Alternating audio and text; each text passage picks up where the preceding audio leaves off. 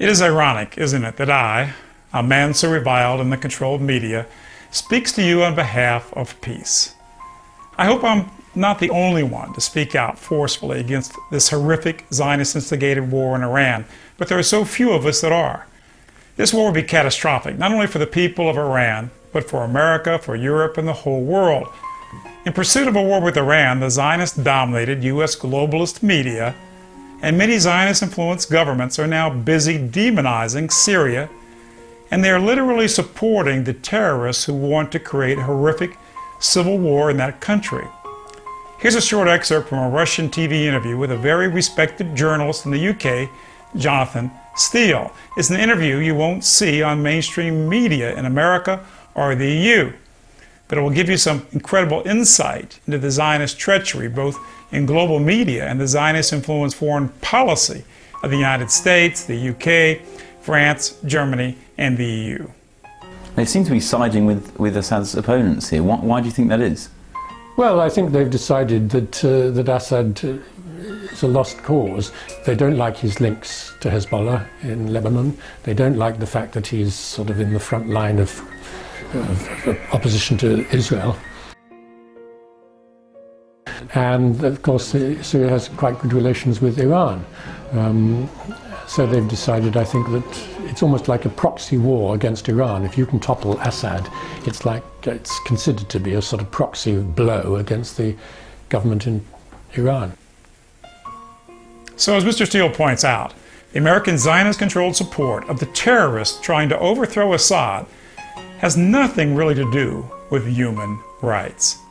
If human rights was the real issue, America and Europe would be supporting a war against Israel, not Syria. Unlike Syria and Iran, Israel's a nation that has ethnically cleansed hundreds of thousands of people, Palestinians, from their homes, that has killed tens of thousands of them, that has tortured tens of thousands more in their dungeons. Recently, we witnessed a spectacle of Israel murdering 1,200 defenseless people in Gaza, half of them women and children, wounding and burning thousands more of them. Imagine mothers and their children burned alive in their own beds. And now these Zionist murderers are bombarding you with bucketfuls of lying propaganda because they hate Syria and Assad, because Assad opposes the crimes of Israel. And they see the destruction of Syria and the suffering of millions of Syrians, a Syria racked by civil war and conflict, as the destruction of an enemy nation and destruction of a key ally of Iran, which is at the top of their hate list, along with people like me. And of course, Israel and Jewish extremists around the world are the ones who beat the loudest drums of war against Iran.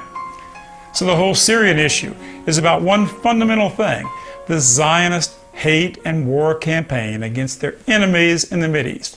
And it's about nothing else. And it all leads to their biggest objective, the destruction of Iran.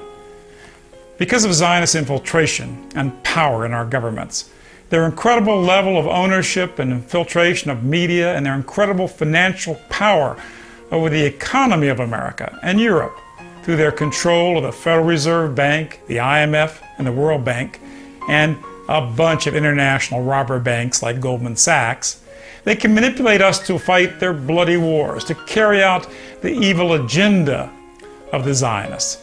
Now, you might be one of the unawakened who don't even know that the Zionist masters of the Federal Reserve, such as Alan Greenspan, the former head, and Ben Shalom Bernanke, the current head, lead a private organization that prints our money and sets monetary policy and doesn't even have to do what the President of the United States says, or even what the Congress says. Watch this video of Greenspan showing his unbridled power. What should be the proper relationship between a chairman of the Fed and a President of the United States?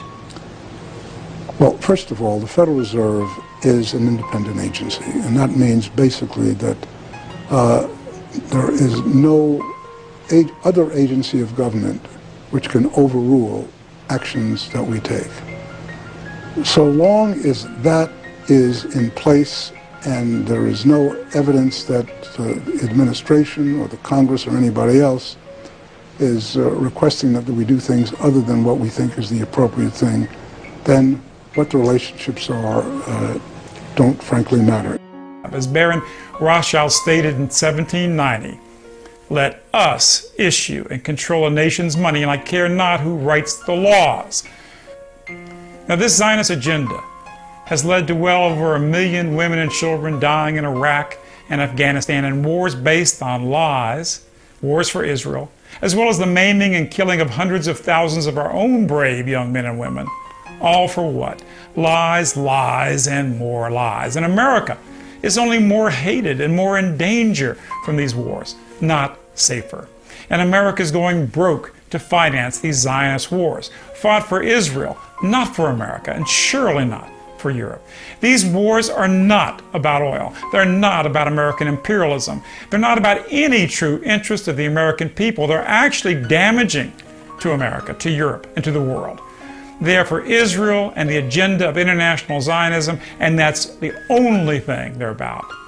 If you care at all about human rights, listen closely to the next excerpt from this very brave UK journalist. What's the worst case scenario should Syria completely collapse into civil war? Well, the worst case scenario is massive ethnic cleansing. Christians, who are about at least 10% of the population, possibly more, in Syria, are very worried. They probably, most of them, as what one understands, prefer the Assad regime, which has been very tolerant to Christianity, no problem with any kind of religious discrimination.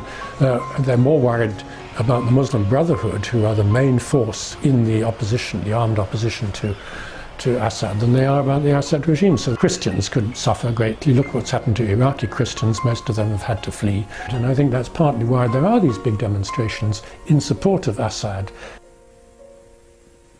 In America, Christians are so brainwashed, I guess they don't even care about the suffering of their fellow Christians anymore.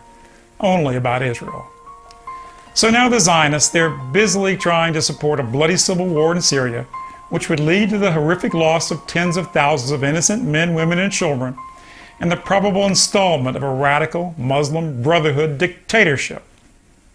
So, the question is, why would the American, French, UK, and EU governments and media support the installation of a radical Muslim Brotherhood regime in Syria? The government and media tell us every day that we've got to fight against radical Muslims. There's only one answer, of course: divide and conquer. It's the same policy that former Israeli Premier Moshe Sharett wrote about in his diaries, where he details how Israel committed covert terrorist attacks against both Christians and Muslims in Lebanon. This so they would blame each other and spark civil war and destroy the country and make it easy for Israel to invade and steal the land and water of both Christians and Muslims in Lebanon. And they killed over 40,000 in those two wars. And they're doing the same thing in Syria. They don't care how radical and how terrorist a war-torn regime and nation is, as long as there's no real state power and unity that can stand up to Israel. And besides, they love every desperate Arab act of terror in the West, whether car bombers, shoe bombers, underwear bombers, train bombers, or 9/11. Because these horrific acts can be manipulated to support their Zionist wars. Listen to Steele's words. You'll see the whole war on terrorism is nothing but a big lie. Right now, Zionist-controlled America is supporting terrorism in Syria. In fact, terrorism by the Muslim Brotherhood there. You can be absolutely sure that America is supplying weapons and explosives to the extremists trying to destabilize Syria. Right now, American servants of Zionism are supporting terrorist actions inside the borders of Iran.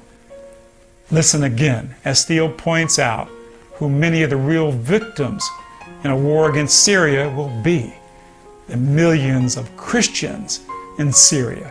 Please listen closely. So Christians could suffer greatly. Look what's happened to Iraqi Christians. Most of them have had to flee.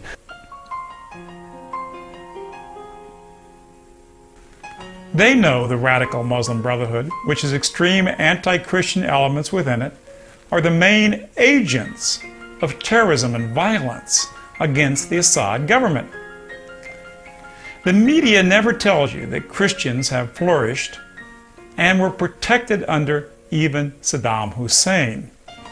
But our insane wars have led to ethnic cleansing of Christians in Iraq with the fall of his government. Now millions of Christian Syrians face the same kind of horrific danger. Assad is a proven friend of Christians, but he's being attacked because he opposes the evils of Israel. I have visited with both the Christian and Muslim leader in Syria, and I can tell you they support Assad. And the Christian minority are terribly afraid right now that if the government falls, that their families will be in danger. What traitors we have in our government and media and international banking houses to support Zionist evil against our fellow Christians. Finally, Russian TV asks a question that American and UK media would never dare ask. What have countries like the UK, France, America got to gain with Syria here? There's no oil well, or is it the Iran question? It's the anti-Iranian thing and the feeling that Assad is unreliable on the Israeli question. The answer, of course, is we gain nothing. In fact, we and our interests are incredibly harmed. We get a war with Iran, which will be catastrophic for us and the world. And every Christian nation should have natural concern for the horrific harm we would do to our fellow Christians in Syria. Why do Western governments pursue this insane policy? Assad is, quote, unreliable on the Jewish question. You see, our media and finances have been hijacked by the Zionists. Nothing matters but the interests of Jewish supremacist Israel and the interests of international Zionist globalism. How sick it is to see once more overwhelmingly Christian nations support the evil of anti-Christian Israel against fellow Christians in the Middle East. They are already leading the fight to destroy our Christian values at home in America and Europe with their control of the news and entertainment media in the West. Hollywood is a cesspool of degeneracy and violence and inhumanity. Organized Jewish groups in America have been the leaders of the war on Christmas and the destruction of our Christmas traditions. They're also supporting the massive non-European immigration, which will ultimately lead to civil war in America and in all European nations, just as they propose in Syria. Watch my video on Zionist, quote, divide and conquer. And now they want our nations to directly support terrorism, a terrorism that will result in the murder and suffering and displacement of Christian families in Syria. Israel's already killed and maimed tens of thousands of Christians in Lebanon, killed and maimed and dispossessed tens of thousands of Palestinian Christians, and almost destroyed the once vibrant Palestinian Christian community in the Holy Land. For the sake of God, for the sake of millions of Christian families of Palestine and Syria, and for the sake of millions of Muslim families, don't let these evil Zionists and their slaves in media and government push America and Europe to support a bloody civil war in Syria. Don't let the Zionists push us into a war with Iran when the real nuclear rogue state is actually Israel. When the real murderous terrorist state is Israel, a nation that's committed terrorism against America in the Levant affair and the attack on the Liberty. Frenchmen, Germans, members of the UK, Muslim nations, your leaders have sold you out to the Zionists. Free yourself of the Zionist occupation of our governments, of the Zionist occupation of the media, of the Zionist occupation of the international banks. Stop the planned insane Zionist wars in Syria and Iran. This Christmas, be men and women of peace.